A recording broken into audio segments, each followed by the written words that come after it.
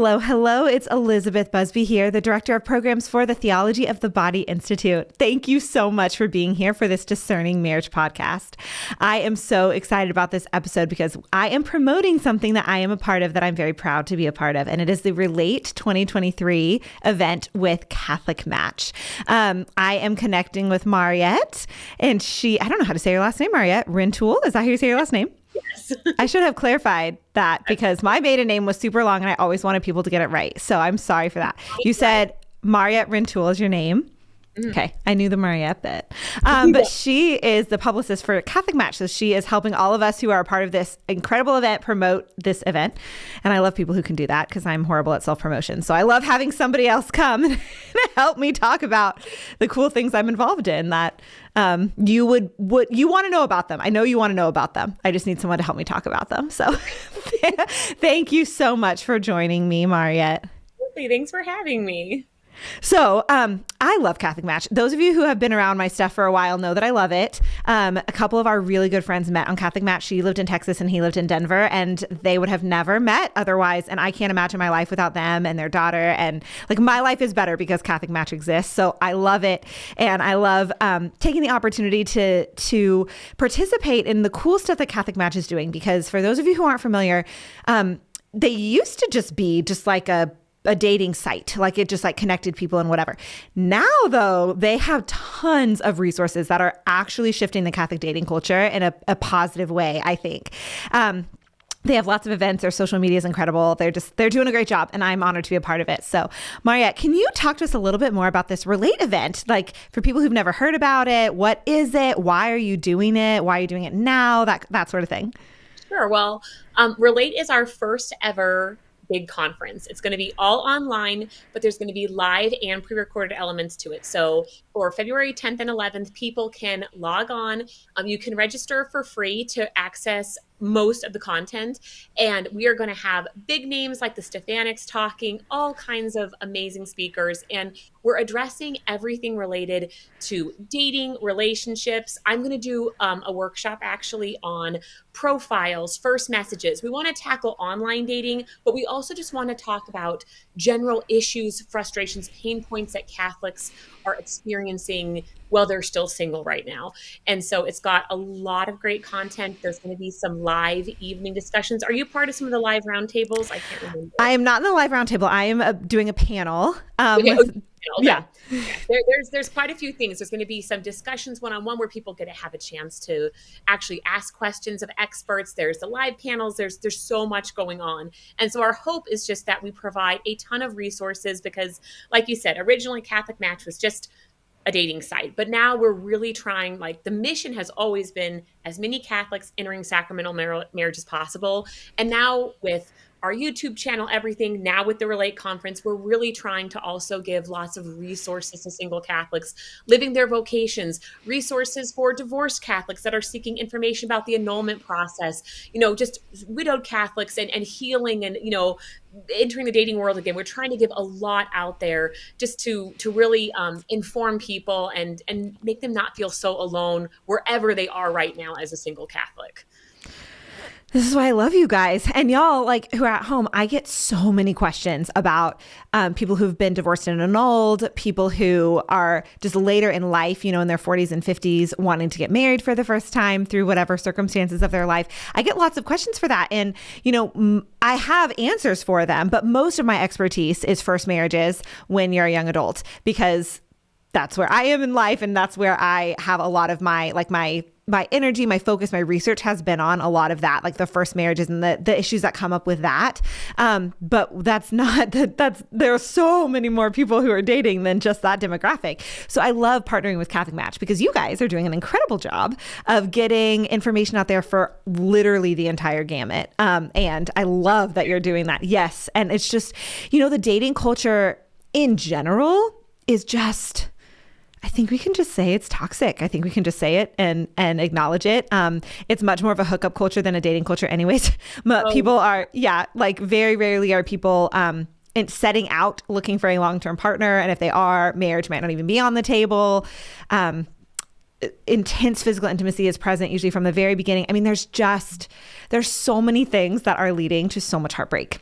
And it is a personal goal of mine to help do what I can in the space and time to, help people to find the truth of the dignity of their bodies and the dignity of God's design for marriage. And you guys are right on board. I mean, you're doing that on an even bigger scale than me, of course. So I'm so excited to always partner with you guys on that. And this conference sounds incredible. Just the many layers, the many tiers of what you have going on. I'm honored to be a part of it. Yeah, we're so excited to have you. So you have never done a conference like this on a broad scale, but you've done some other events. So what are some fruits of things that you guys have done in the past that will surely play out in this big conference? Just previous things that the team has seen that have led you to know that this is something that needs to happen now. Well, for sure. They're not as common anymore. We used to do a lot of live events like in person in big cities and stuff. And a lot of great relationships started from those. Also, a huge part that we think will help people is that community aspect, that you are not alone. So that's something that is always reassuring to people when they come to something like this, is seeing like, I'm not the only person in this situation, that is needing community, that's needing education, that needs support. And so that's like one of the best things, is to show people that they're not alone and to walk with them. Like, one of the biggest things that Mother Teresa talked about was, the greatest poverty is like human loneliness, not just lack of, money and food and goods.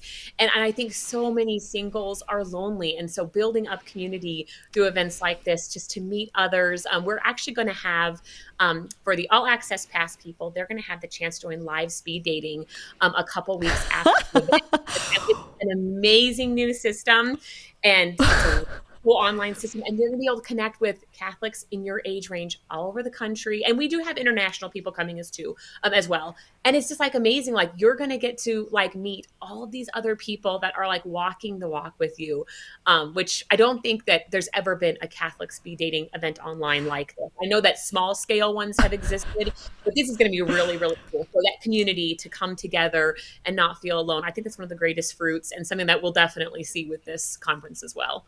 Oh my gosh, what does that even mean? So you have like some special software that you are going to use to connect people. And so it's not like you have to go to like Chicago or something. It's like you can do it from where you are. Yes, oh my gosh. I hadn't heard about this. This way, it actually it's runs similar to Zoom, so it's very user friendly and easy. But it takes everybody. The system can tell who's who, male, female. It automatically matches them. It puts you in the room for, I think that we have set to 5 to 7 minutes, and then rotates you to the next person. When that conversation's done, you can hit a button to send your contact information if you like that person and want to connect. Like, it's so smart. It's so amazing. Dating is going to be really, really cool. So I would have been involved in that once upon a time when I was single. I think it's really neat. That is going to be so fun. See, this is why I love you guys. You're so creative. Like, that's such a creative thing to do. Oh my gosh, so fun. So I did want to talk a little bit about what I'm doing in this. So I was invited to be part of an expert panel. And you guys, I just still can't believe the Lord's goodness and generosity that like someone's calling me an expert. I worked really hard in my education, but it's so beautiful to hear other people want my opinion. It was really, really, it was such an honor to be asked. So Dr. Mario Sacasa and Regina Boyd, both of whom have been on my podcast. So if you guys have been following me on this show, you know both of those people. And then I was on Dr. Mario's podcast. All three of us are licensed clinicians. So Dr. Mario has his doctorate, obviously. And then Regina is a licensed marriage and family therapist. And she's also a licensed mental health counselor, meaning she has a license in couples and relationships and a license in individuals. And then me, and I have my licensed marriage and family therapist, or I am a licensed marriage and family therapist in Texas, in addition to the theological work that I do. So the three of us got together, and it's a pre-recorded panel. We took questions in advance, and I have already recorded it. And Dr. Mario picked the questions, and they are like intense. Like, he could have picked some easy ones, and I was sort of expecting like a softball or two. No, all of the questions are very intense, and that's good, because like we don't need to be shying away from the hard topics, like annulments and pornography and those sorts of things. Like, we don't need to shy away from them, but we didn't, and we answered them. So I'm really excited about that. And like I said, we've already recorded it. It's going to be so good.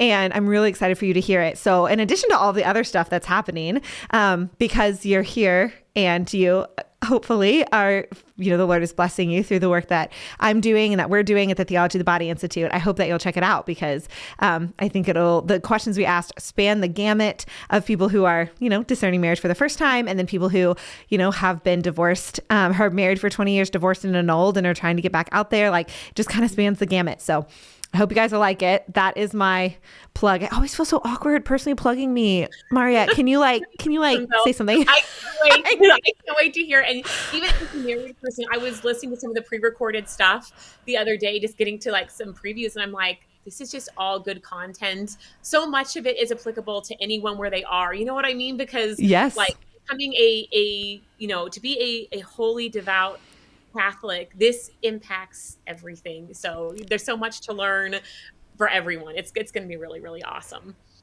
Oh, I'm pumped. All right. So one of the things I love to do on my podcast is talk about people's discernment stories. And since I have you here and you already blocked your time out, I understand that you met on CatholicMatch. Yes. Okay. Would you be willing to spend some time like talking to me about your own discernment story? Because I know my audience loves these. And if I have you here, we've sold them on Relate, hopefully. And I would just love to also use this time to talk about your own story, just to have another online dating success story. Because I know a lot of people are using it now. And I want people to know that the Lord can absolutely move through this. So are you willing to let me ask you my questions? Absolutely. And when people are so discouraged too, like how you said, I just met someone that met their spouse on CatholicMatch, your friends, like everyone knows someone who met their spouse on CatholicMatch. So it's kind of amazing. Kind of like common. So yes, go for it. Shoot. It's common, but I think it's also common to feel discouraged on CatholicMatch because, people try really hard to connect and it doesn't always work in the timing you want, just like real life dating, let's be honest. But, it doesn't always work in the timing the way people want. And so I think that there is something really beautiful about just continuing to hear that the Lord can move in different ways. Because your story, I don't know your story yet, but it's going to look different than my friends. So yeah. Okay. All right. So why don't you start just in general, like how you knew you were called to marriage, and then go into how you decided to use CatholicMatch, and then we'll go into your husband. That general calling was very much so reflected in my natural desires. I really have always wanted to be a mom, like ever since I was a young teenager. I just wanted to be a mom. I love children. And I went through this kind of scary period in my early 20s where all of a sudden I thought God might be calling me to religious life. And I was just terrified, but I was just going to just surrender and open and say yes, even if it was not what I wanted naturally. And I was so scared. And I went and discerned with the traditional Carmelites in Elysburg, Pennsylvania. They've moved now, their house. But I went for I think it was 4 or 5 days. Okay, it wasn't actually entering, but I just discerned. I had 4 or 5 days of complete quiet, and I met with Reverend Mother 2 or 3 times a day, and I just kind of lived on the opposite side of the enclosure myself. And at the last day, I told Mother, if you want me to enter, if you think God is calling me, I will come. And she told me, Mariette, everyone here loves babies. All of us sisters take great. We do not desire to bear children like you do. She says, the desire is different. She said, I really do think God is calling you to marriage, and likely that you'll maybe raise daughters. And I have 3 daughters now. Daughters that may have this vocation one day, and that will be how you will participate in the Carmelites. And so I'm very curious now. I don't pressure my girls, but I'm so curious if one of them will be a Carmelite. So I left, and it was such a fruitful week. And the priest that was my spiritual director at the time just said, it really wouldn't surprise me if you ended up marrying a former seminarian, because he knew it just took everything out of me to be open in that, because it was so scary. And so my husband was a former seminarian. Oh my gosh. A couple of years and he will tell you it was his last day on CatholicMatch. He'd been on and off CatholicMatch for several years. He'd actually had an engagement through a gal on CatholicMatch. He ended up calling off the wedding a little beforehand. He knew it just wasn't quite the right thing. And, he'd had a couple relationships, and it just, nothing had panned out, and he was just done. And so he just told God, I am going to send out a few more messages and I am finished, because he'd been on and off for a long time. And he sent me a message, and he recognized my parish in my CatholicMatch pictures, like on my profile. And he visited my parish. We probably were at the same mass.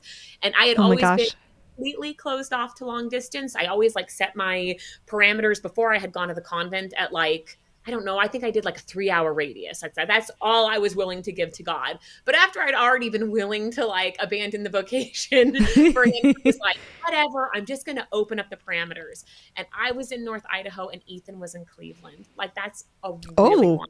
That's It's really long to go from Idaho to Ohio. Whoa, that's really far away. And I signed up again, and I didn't put on the search parameters with the age or the distance, limiting myself. And I used to also always say 5 years or less age difference. And Ethan's 7.5 years older than me. So I just kind of like dropped my parameters, and I just was open again. And Ethan messaged me in 48 hours of me signing up again. And I had been on and off, like it was like 4 or 5 years that I'd go on, and then I might meet someone at my parish and I'd go off. And we started talking in April, and we met in person on July 19th, and we got married a year to the day later on July 19th following year. And so it was just complete, like it required so much patience, but you can just see like God's handwriting. The priest that did our marriage prep, like he once picked up my husband when he had visited the Fraternity of St. Peter Seminary in Nebraska once for a come and see. Like, what are the chances? Like, there were all of these crazy connections. I still don't think we would have met without CatholicMatch. Like, in the end, he was Ohio, I was Idaho. We didn't have any mutual friends or anything. And so it really was just like CatholicMatch did it all. So that's kind of our story there in a nutshell for you. I love it. Can I ask some questions? Yeah, sure. Okay, so you said your husband had been on it for a while. So he discerned, he was in seminary for 2 years. How long was he kind of on and off CatholicMatch? It was like 10 years, but within there were serious relationships. Right after seminary, he met a gal when he left the seminary. He just searched women in the Cleveland area. He met a really nice gal. They dated for a couple years, were engaged, called it off. And then he joined again, so it was just kind of like he'd be on and off. But yeah, he was, or I guess it was eight years, excuse me, because he was 22 when he left seminary and he was 30 when he met me. So it was on and off. So it was not overnight. Like it was a process, but the time passes anyway. Yep. Well, good point. It does pass anyway. It takes a long time. And it's like, well, what do you have to lose? The time is going to pass anyway. So. It's true. It's true. And I mean, maybe if y'all had met at 22, you would not have hit it off. Like there's the person he was at 30 is not the person he was at 22. And so the Lord allowed those changes. And that's the person you fell in love with. When he was 22, I would have been 15. Ethan's a little older than me, like. Oh yeah, you said that. Okay. I was terrified. When I first had moved to the area when I was 18, there was a guy like 6 or 7 years older than me at church that was kind of interested. And I just felt so uncomfortable with someone older than me. But then when I was 23, it didn't feel as old, I guess, when he was 30. Like, sure. God's timing is perfect. And we were ready right then. That was when we were both ready. And so like the patience was required because yeah, you're right. If he had met me at 22, well, I would have been like, oh, that's crazy. So you have to like be open that the story that God writes, his will, it doesn't always coincide with what we want, but it's always for the best. But it's easier to see that in hindsight than looking forward. Absolutely. But it also like when you want something and it's not happening, it's such an opportunity to work on that abandonment to divine providence that all the saints talk about. And I definitely think it's one of those things that allows marriage to sanctify you, right? Mm-hmm. Like we always say in this flowy language that marriage makes you holy, and it sounds so cute and attractive in theory. But in reality, what are we saying? Like hard things are going to happen and we're going to have to duke it out with ourselves until we're, allow the Lord's grace to like form us and shape us so that we are made more in his image. And we live in a greater sense of freedom that the Lord can give us. And so much of, I feel like dating, this is part of why I love this population. So much of dating is that surrender even before you're married. So yeah, when you don't like the timing, the Lord can move through that and help to transform you so that you are more in line with his will. And you'll have so many opportunities in marriage later. We have gone through job loss, huge moves, a miscarriage of one of our sweet babies. Like you're going to have to surrender so much. And I think that it's very easy when you're single because you tend to be lonely and you just, you just feel like once you get that person, then everything's going to be so much easier. But the fact is just that, we say it in the Hail Holy Queen, like it's a valley of tears, and there's always going to be things that are difficult and frustrating that require us just to surrender and just, the surrender novena is such a great novena too. And it's just like, we just have to surrender. Jesus, just take care of everything. And if we start that in our single years, it's going to make it a lot easier later on when you do have to surrender, when the job is lost or the baby is miscarried or whatever happens. You can just like unite yourself with Christ. So it doesn't end with marriage. So it's really great practice to surrender to the timing when you're in the single state of life. So. I could not have said that better myself. I totally hold that posture that the time where you're single is really, you have the space to focus on virtue development in a way that like you do in marriage, but you're forced to in marriage. And also lots of other people are demanding your time, whereas when you're single, you have time to go to daily mass, you have time to go to adoration, you have time, to do all of these other things, these daily devotions, all that stuff. If you think you don't have time, check out how much time you're spending on your screen every day. Like you have time, even with full-time jobs, like in a way that you don't when you're in your vowed vocation. So I love the way you put that. Like it really is an opportunity to practice these virtues and to come to a greater peace about it, because, there's a very different experience in a job loss from, okay, Lord, I don't understand this, but you are allowing it, to kicking and screaming, being so angry and frustrated and like just so mad at him for taking away this thing, right? And the position your family's in, et cetera, but that stuff is going to happen. And you have the opportunity when you're dating and it's not going the timing you want. It's not, it's not happening in the way you want to. Maybe you never wanted to get on CatholicMatch, but you can't meet anybody. And then you're like a little bit grumpy and bitter about it. But like, no, that's the Lord moving in your heart, and you can see the goodness, and you can take what you're feeling and how that's different from your experience. And that those differences can be what the Lord uses to lead you to his heart, right? As you work to process those. So yeah, I think dating in general and CatholicMatch also in particular are great ways to do that. Okay. So you guys, he messaged you when he was like almost done on CatholicMatch, right? He sent you a message. And so you said you went from, his message was in April and you met in person in July. So what happened in between there? How quickly did you connect? Yeah. Okay. Yeah. Let's go with that. He asked for my phone number after writing back and forth a little bit, and he gave me his last name because he knew I'd want to like check in on him. He was a Catholic school teacher. I'm like, okay, he's probably safe. He's all over this private Catholic school website. And so he started talking to me on the phone, and we really weren't clicking. The conversations were actually quite hard and strained on the phone, and I was fine letting things go. But then he asked if he could come see me. He really wanted to come visit. And I said, I just need to video chat with you first, because I had a really cruddy experience once before with someone I met on CatholicMatch where we didn't video chat in advance, and he just was nothing like I imagined, and I was so disappointed. I know again, and we actually have video chatting built into CatholicMatch now, and I highly recommend everybody video chat before you meet in person. And the second we turned on our screens, Ethan, he appeared so serious on the phone, and it was just how he came off. And all of a sudden I thought, oh my, he is so funny. And we just hit it off. And so spent, 3 months praying the rosary every day together over, Skype back then and whatever we were using. And we prayed the rosary, and we would fix dinner in our respective apartments and eat on camera together. And we just spent all this time together. We could arrange where it worked out with my time off with work and everything. And so then we met up in person, and it was just totally meant to be. God sorted out every detail, and I was able to relocate to Cleveland by the end of the year. So that was my next question. Okay. So you met in person in July. When did y'all become official boyfriend, girlfriend? You're officially committed? It was just that weekend. We just knew. In July, when you met in person, you mean? Yeah. I love that. Okay. So you started, you're in a commitment in July. You said you relocated in December, January? Yep. He saw me again in August, and I lived 5 hours from my parents. So we drove 5 hours, and he went and just spent the weekend with my family and I. Aww. And I flew to see him in October. And then all of a sudden, God arranged another trip in November.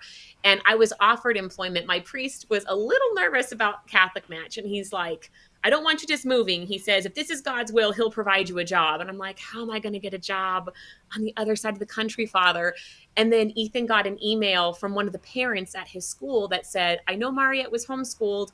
They had a daughter who was really far behind and she couldn't be at the school. And they said, can we hire her to be a full-time private tutor to get our daughter up to speed? So I just had a Oh my job, like gosh. really fall into my lap. And it was perfect. And I did get that girl up to speed. And Well done. and so I was able, yeah, I went to October and November, and then he flew out for Christmas. And I had a minivan at the time, and we put the seats down and loaded up all my stuff and drove across the country. And we did it fast because 2 hotel rooms a night is really expensive. Yeah. And, we got to Cleveland on December 31st. So I started the new year in a new town, and as crazy and wild as it all seemed, it was just so natural and normal. Like God just sorted everything out. It was crazy. I'm like getting butterflies thinking about how fun that must have been. It was like such a whirlwind. Like, how great. And then when did you get engaged? We got engaged the day after Valentine's Day. He really surprised me because you So always think cute. it's after Valentine's Day. And he actually arranged the priest that offered our Latin Mass in Cleveland had his own private chapel at the Abbey. And he told me, we got to go to Father's private chapel. And I'm like, okay, let's do that. We'll do a Saturday morning low Mass in Father's private chapel. And there's a few old men that go. And after Mass, Father said, the kids want to have a holy hour. And I'm like, what is he talking about? We didn't arrange a holy hour. So he exposed the Blessed Sacrament in this gorgeous monstrance. And Ethan proposed to me. Like he said, of Austria proposed to Empress Zita in front of the Blessed Sacrament. And so we were just like in this teensy tiny little chapel at this monastery. And so that was February 15th. And so I called my priest back home in Idaho. We were going to get married there, we knew. And I'm like, can we please get married on our anniversary of July 19th? And he's like, sure, there's nothing on the schedule that day. And so this was a 5.5-month engagement, doing all of our marriage prep and everything. So, but it all worked out. Like everything worked out so perfectly. I still kind of marvel at it. We're almost to 9 years this summer. Like, how did that happen? That God did all that. But it just kind of goes to show you can go from, I remember going from so lonely and lost to like so loved by Ethan in such a short amount of time. Like God, when it was right and his timing was right, it just happened. You know, he can just take care of it, which is why we just have to surrender to him, because he does take care of the details when it's time. And, you know, he doesn't forget the lilies of the field, and he doesn't forget you either, which I don't know. It just really struck me through how quickly our relationship went. Not that that's right for everybody, but it definitely was the right timing for us. So. Oh my gosh. That is so beautiful. I have one last question. Well, actually I have 2 more questions. One last question about your story and then one just in general. So how did y'all decide that you were going to move to Cleveland instead of him moving to Idaho? That seems like something that could be helpful for my people who are watching this. He was at the time a teacher. He is not anymore, but he was in the middle of a teaching program, and they were going to allow him to become a certified licensed teacher. You have to teach in a school, and usually teachers do that without any pay, and it's a horrible thing. They were going to allow him to get his classroom time in at the private Catholic school he was at with his full paying job.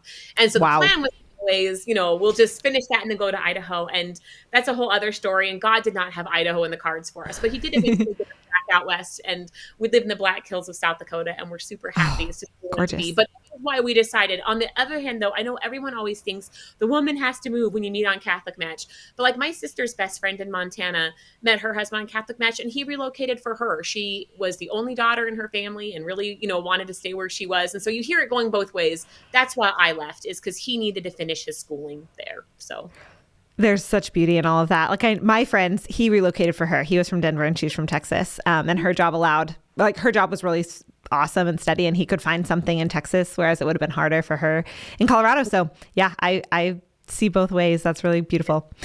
All right, last question. So I always like to ask my podcast guests for one practical tip that they can use. They turn off this video and then they go implement this tip to help them discern marriage in their life. So obviously signing up for Relate is an easy one. But can you just think of anything else that you think would be a practical tip based on this conversation for someone to do? Google the Surrender Novena. I always forget how to pronounce his name. It's written by Dom Dutolo. I forget his last name, but he was a contemporary of Padre Pio. And if you just Google the Surrender Novena, you're going to find it. And it just give it all over to him. If you're struggling with it, come to Relate, but just truly surrender and ask Jesus to take care of everything, because he really, really will. So that's my biggest suggestion. And I wish I would have done that when I was single. My husband told me about the Surrender Novena later for a health crisis in our family. And I feel like I wasted so much of my single time stressing about it. I wish I would have surrendered sooner, because it just made all the difference. And your story ended up so beautiful. If you had surrendered earlier, you still would have had this awesome story. You just would have had some more peaceful years leading up to it. 1 year before we met. And it was the best year of all of my single years, was that year I really spent not stressing anymore about it and in total surrender. So yeah, surrender. It's important. So. That is perfect, Mariette. Thank you so much for your time. Thanks for everything you're doing to promote Relate. Thank you broadly to CatholicMatch for letting me be a part of it. And thank you for everything that you guys are doing over there to redeem this culture of dating and help people fall more in love with Christ and enter these holy sacraments. So I'm so grateful to have gotten to spend time with you. Thank you so much.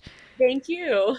All right. And to all of you, thank you so much for joining. I really hope you guys all sign up for Relate. It is really perfect. Our target audiences are exactly the same, right? Any people who are watching this who are discerning marriage would be totally served by doing this. And it's the weekend before Valentine's. So if you are dating someone, it's a really fun thing to be doing that weekend before. And if you're not and you're doing like a Galentine's, or do dudes do like a no? My male producer says no. Okay, well, I don't know what you guys are going to do, but if you have girls who are doing Galentine's, you should do Relate together.